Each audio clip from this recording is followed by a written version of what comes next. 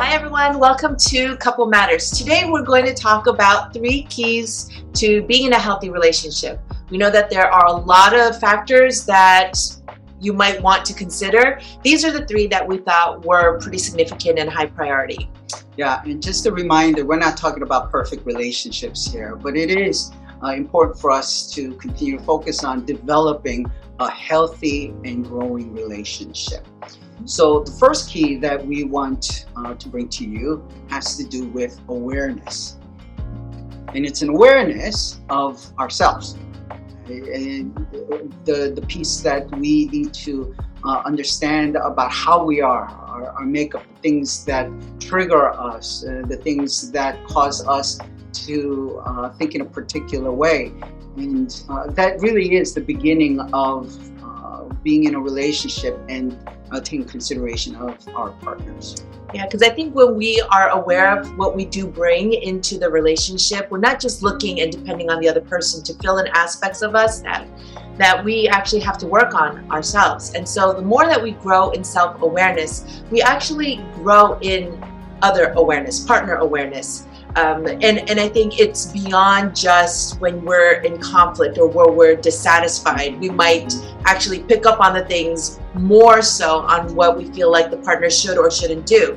And that may have more to do with us as individuals than it might our partners, although there are probably things there that the partner can work on as well. Yeah. And a lot of us think that awareness of our partners just kind of happens, and it doesn't. Which brings us to the second principle. There has to be a willingness that we have to look beyond our little world to look into our partner's world and continue to develop in awareness of that as well. So that's the second principle, a willingness that we have to approach our relationship. Right. So the first one being awareness, the second one being willingness, and then this third one, which is investing. Mm-hmm. And it's a willingness to invest in the most important aspect of our lives, our relationship, especially with our significant other. It doesn't just happen. The blood, sweat, and tears that we pour into so many aspects of our lives, it just makes sense with our relationship being the key component of our lives to invest in that. Yeah, and to look at healthy ways to do that. And that investing may be that you decide to do couples therapy this year. Maybe you've been talking about it for a really long time, but this may be the year to actually do it, or doing individual therapy.